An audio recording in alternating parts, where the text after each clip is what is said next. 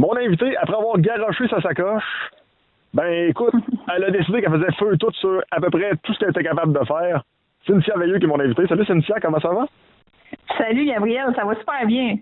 Cynthia. Très contente. Ben, le plaisir est partagé. Puis écoute, je trouve ça intéressant ta carrière parce que, bon, écoute, on se connaît un petit peu. J'ai suivi un peu ton parcours de loin. Je t'ai vu à l'époque, j'étais à la radio de Cool FM. Écoute, tu faisais des entrevues. À l'époque, ta garoche, ta sacoche était sortie. Ça commençait à pogner pas mal. Les gens s'intéressaient au projet.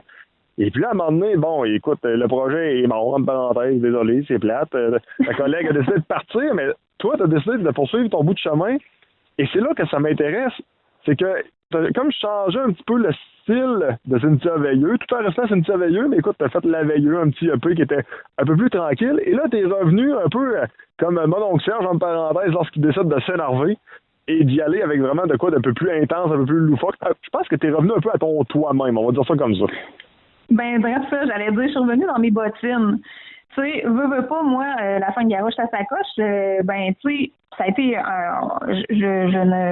je ne pèserai pas mes mots, ça a été quand même un deuil, tu sais, fait que j'ai pris une petite année tranquille que j'ai pas écrit. Après ça, j'ai recommencé à écrire doucement, puis c'est là que la Veilleux est revenue, puis j'étais revenue comme, tu sais, c'est ça, j'étais revenue à écrire, mais tranquille avec ma guitare acoustique, ses genoux, puis là, on dirait que j'allais creuser dans des zones que, tu sais, je veux dire, j'allais quand même bien, là, à ce moment-là, mais j'allais creuser beaucoup trop loin, là. Je sais pas trop, c'est une façon de créer qui m'amenait à des chansons plus introverties, tout ça, puis, tu sais, j'ai aimé vraiment le chemin, puis tout ça, ça m'a quand même ramené vraiment l'amour de la musique, ce projet-là, là. Mais quand ça a été le temps de livrer, c'est plate, là, mais je me suis dit à moi-même, ah, c'est plate. Parce que, tu sais, c'est ça, moi, sur scène, j'ai envie de m'amuser, j'ai envie de m'énerver. Oui, c'est moi, mais c'est une fille qui peut aller plus loin, qui peut déborder, que j'ai envie de faire vivre, là, tu sais, fait que, tu sais, je me suis remis à l'écriture, puis je suis allée suivre des ateliers aussi, tout ça, puis c'est ça, on dirait que je me suis retrouvée en solo, tu sais, je me suis vraiment posé la question, qu'est-ce que j'ai envie de faire, qu'est-ce que j'ai envie de partager. Puis là, ben, j'ai l'impression vraiment d'être à la bonne place, là, tu sais. Je suis pas une fille triste dans la vie, moi, je suis une fille motivée, j'aime m'énerver, fait que, bref, je pense que je suis revenue dans mes bottines.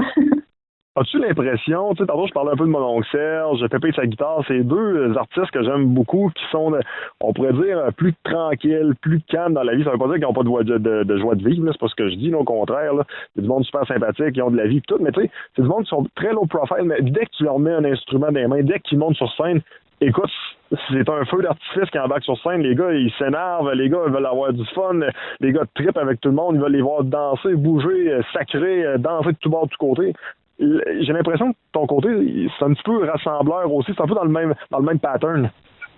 Ben, clairement, moi, comme je dis, c'est vraiment un partage pour moi, la musique. J'ai envie de comme faire un genre de, tu sais, le party avec le monde. Je veux que les gens trippent autant que moi. Tu sais, c'est ça, c'est vraiment un truc de partage. Tu sais, ce que tu disais, ça me fait penser, c'est quasiment comme le monde qui font un sport, qui vont tripper, le hockey, peu importe, tu sais. Quand t'embarques sur la glace, ben, t'es là pour jouer. Ben, quand t'embarques sur la scène, moi, j'ai envie d'être là pour jouer. Tu sais, that's it. Après, qui aime, puis qui aime pas, mais je veux dire, moi, je suis là pour triper avec le monde qui a envie de triper, tout simplement, là. On va s'amuser un petit peu. Écoute, je suis pas sûr d'où ce que je m'en vais, mais je vais quand même l'essayer pareil de cette façon-là.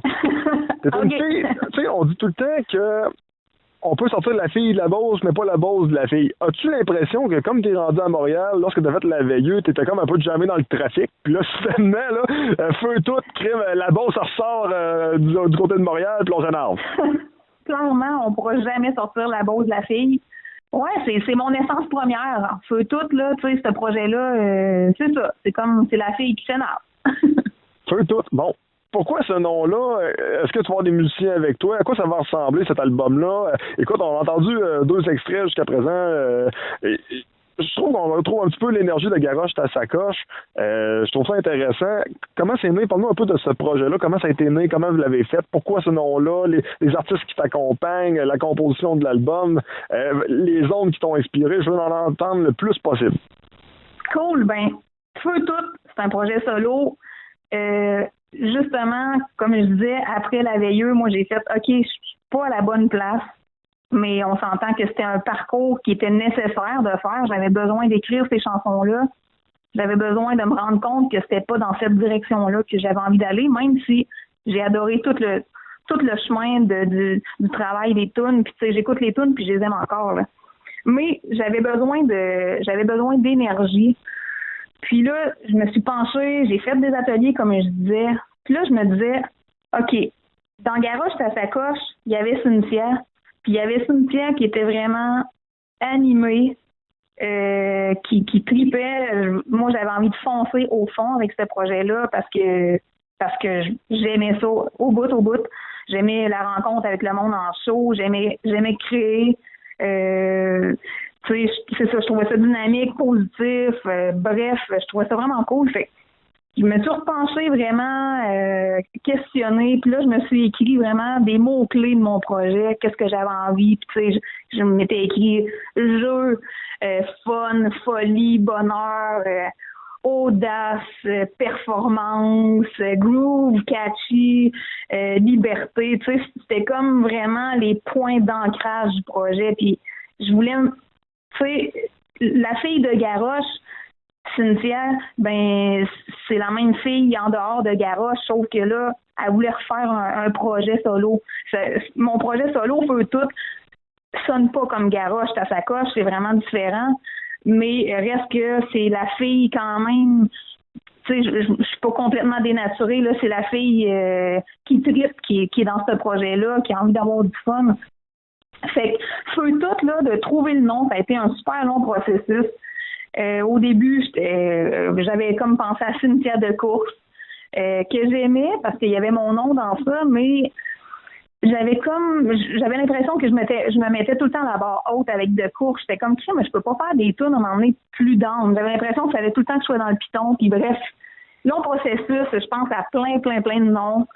Puis à un moment donné, moi, je jamais avec des amis, ça m'arrive de jamais avec des chums, puis on chante n'importe quoi, on s'énerve, puis tout ça. Puis là, on s'était dit, on va se partir un band, ça va s'appeler Feu tout. C'était juste des niaiseries. Mais bref, à un moment donné, je suis comme à mes chums, hey, je pense que ça fitterait pour le projet, parce que, tu sais, nous autres, on voulait pas se partir de band pour vrai. Ils sont comme, hey, let's go, Sim, si ça fit avec ton projet, vas-y. Puis moi, je trouvais que, justement, Feu tout pour ce projet-là, puis ça, comme je te dis, c'est un long processus, là, avant d'arriver. Puis, tu sais, l'album, je veux dire, les tunes étaient enregistrées, là, tu sais. Fait que là, je fais, ben oui, Feu pour passion, puis tout pour partout. Genre, j'ai envie d'avoir du fun partout. Je sais que la vie, il y a des vagues, là, il y a des hauts et des bas, mais ce projet-là, je veux que ce soit ça, tu sais. Puis bref, j'ai écrit ces chansons-là, mettons, tu sais, je me suis pas assis avec une petite chandelle, avec la guitare acoustique, ses genoux. Là, je me suis vraiment penchée au début sur l'écriture. Des fois, souvent, je partais de des mots, je me donnais des exercices d'écriture, des mots que j'aimais, tout simplement. Puis après ça, j'écrivais, tu sais, j'avais suivi des ateliers, c'est ça, puis ça m'a donné comme d'autres outils, puis j'étais comme, crime, j'ai du fun, tu sais. Puis c'est ça que je voulais retrouver partout, moi, dans l'écriture. Je voulais avoir du plaisir, puis laisser aller mon cerveau ce qu'il a envie d'aller, tu sais. Il y a une chanson qui n'est pas sortie encore, là, mais tu sais que je parle bref, c'est une fille qui commet l'adultère, puis finalement ça finit que tu sais, c'est tellement intense que la personne le gars avec qui elle couche reçoit une roche sur la tête puis il meurt. C'est ça mon histoire de toune. C'est intense. C'est intense, mais puis là elle passe pour une meurtrière, mais tu sais elle voulait pas, elle est pas meurtrière, elle a juste couché avec puis elle passe pour une meurtrière. Bref, tu sais, j'avais envie de laisser aller mon cerveau, puis aussi des fois de nommer des choses quand même, tu sais. La prochaine chanson qui va sortir en novembre, le titre c'est L'Indétrônable. Puis c'est vraiment par rapport à tout ce qu'on a entendu dans les 2 dernières années, les dénonciations. J'ai envie de le nommer, tu sais, les Gilbert Rozon de ce monde, là. Les MeToo, toute la gang de MeToo qu'on a entendu. C'est ça. même certaines personnes qui sont à la tête en ce moment, au pouvoir, tout ça, genre. Bref, j'avais envie de parler de ces personnes-là qui débarquent de leur trône, justement, là. Fait que c'est ça, le titre, c'est l'indétrônable, vous allez l'entendre en novembre, mais tu sais, je voulais nommer des choses aussi, je voulais pas que ce soit juste léger, puis que je voulais pas dire n'importe quoi, mais bref, je voulais m'amuser dans tout ça, puis si j'ai envie de dire des choses, de nommer des trucs, je vais le dire, puis bref. Fait que là, après ça, moi, c'est ça, j'ai comme cherché quand même assez longtemps pour trouver les gens avec qui ça allait fitter pour le projet, puis la première personne réellement que j'ai rencontrée, puis qui a eu vraiment un bon clic, là, on est allé prendre un verre ensemble, j'ai fait écouter mes maquettes parce que j'avais enregistré des petites maquettes chez une de mes amies qui s'appelle Rosie Vallant, qui fait de la musique aussi. Je l'avais fait ici à la maison, mais je suis allée les enregistrer chez elle plus droit. Elle m'avait dit, viens-t'en, je vais t'enregistrer pour que ça sonne mieux, puis pour être capable de faire des demandes de bourse aussi, pour essayer de m'aider, puis que ça sonne plus clean, là, bref. Puis c'est ça, fait qu'on a écouté mes maquettes, puis c'est Alexis Martin que j'ai rencontré, qui est devenu le réalisateur de cet album-là, qui a compris ma direction, qui a compris ma folie.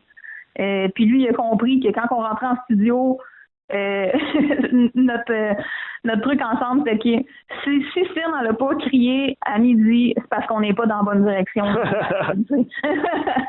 Fait que souvent, bien avant midi, j'étais comme wouhou, malade, c'est ça.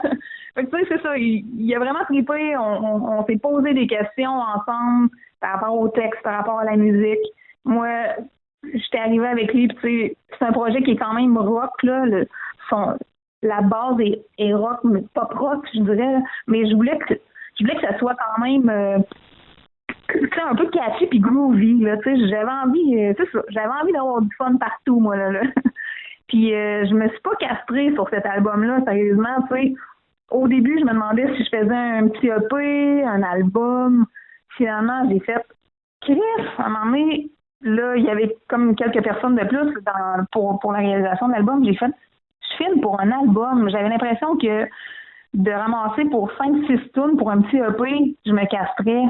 Puis ces chansons-là, je les avais écrites dans la même période, même si tu sais, il y en a qui sont vraiment plus dansantes. Là. J'ai même une tune d'M sur l'album, même si j'ai des tunes. Tu sais, moi, c'est ça. Comme je dis, je voulais avoir du fun, tu sais. Puis je trouve que tout se tient pour ma part. Là, tu sais. Ensuite, on verra comment que les gens vont recevoir ça, mais tu sais, c'est ça. C'est bien pop rock, mais il y a le côté funky qui groove, puis ça finit en tu peux danser, là, tu sais. Mais bref, je me souviens plus trop ce que je m'en allais avec mes skis, mais je me suis entourée d'Alexis Martin à la réalisation. Il y a François Richard qui est venu s'intégrer, qui est au clavier, puis qui est venu poser des questions avec nous autres, puis se poser des questions quand on écoutait les tunes. Marianne Arsenault à la basse. Simon Godin qui est venu faire quelques belles lignes de guitare électrique, là, comme dans le cours, il y a un solo de guitare. C'est pas moi, ça. J'ai pas les skills d'une fille qui joue de la guitare de même. Un guitare, c'est pas pire. Non, mais tu sais, je joue de la guitare électrique sur tout l'album. Mais tu sais, je fais pas ces solos-là. Puis bref, j'en oublie là. Luc Jason Murphy qui vient faire de la flûte sur une toune. Luc, j'oublie son nom. Je m'excuse, Luc. Bref, au saxophone aussi. Fait que, bref, une méchante belle gang de monde. J'ai loué un studio à Valcourt. On est parti 4 jours pour aller asseoir les bases de l'album. Fait qu'on était vraiment bass, drum, guitare, clavier, piano. Puis après ça, j'ai tout fini ça dans un studio à Montréal pour faire les voix, les backs, bref, tout ça. Puis justement, les sacs, ça a été fait ici, toutes les overdubs là, à Montréal. Après ça, je pense que j'ai fait le tour. Là, de ce qu'on a entendu, on a entendu 2 extraits. Tu dis l'indétrônable aussi qui s'en vient bientôt. Est-ce qu'on a entendu, tu penses, une partie du meilleur de l'album ou il y a encore des belles trouvailles là-dedans?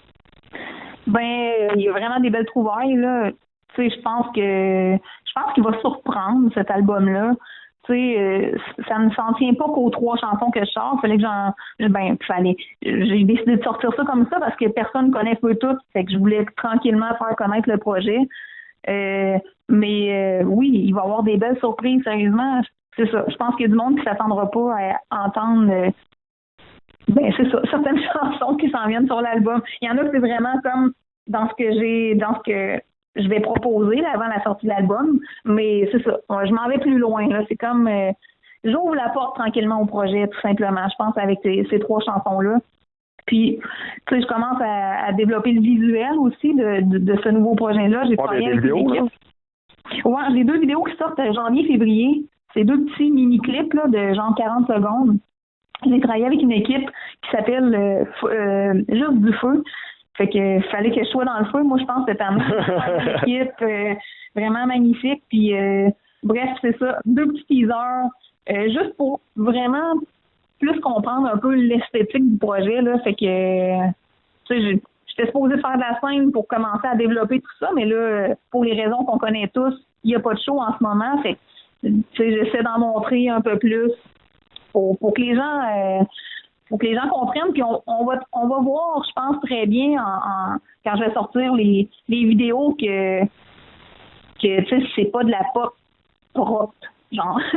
Penses-tu que ça va aller même dans la controverse? Penses-tu que maintenant on va voir genre Cynthia Veilleux débarquer avec feu tout dans le journal Le Montréal, genre grosse controverse ou quelque chose, ou pas à ce point-là? Non, pas à ce point-là, sérieusement, tu sais, je nomme des choses, mais en tout cas, s'il y a du monde qui sont choqués, ça me surprendrait. Là. Si c'est ça, ce sera ça. Mais, mettons, avec l'indétrônable, s'il y en a qui seraient choqués avec ça, je pense pas en tout. Là, vraiment pas, en fait. Penses-tu que cet album-là, ça va finir comme, mettons, de l'exorciste, tu sais, quand maintenant elle reçoit de l'eau bénite, elle fait « Ah, ça brûle! » Peut-être. C'est une merveilleuse. J'espère juste que les gens qui vont écouter cet album-là vont avoir du fun, tu sais, puis on en parlait un petit peu avant quand on discutait ensemble, mais tu sais, je veux dire, on peut pas tout aimer dans la vie. Moi, la première, j'écoute pas de tout, tu sais, mais je vais apprécier, je vais comprendre le travail.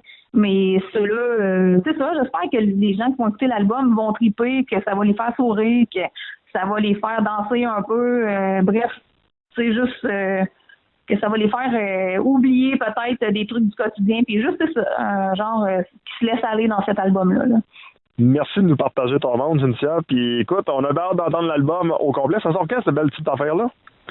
Ça va sortir le 5 mars 2021. Et qu'on a hâte. 5 mars 2021. Ouais, j'ai bien hâte, moi, tout. Feu tout, on lâche la sacoche, garoche ça par là, puis ah ouais, feu tout.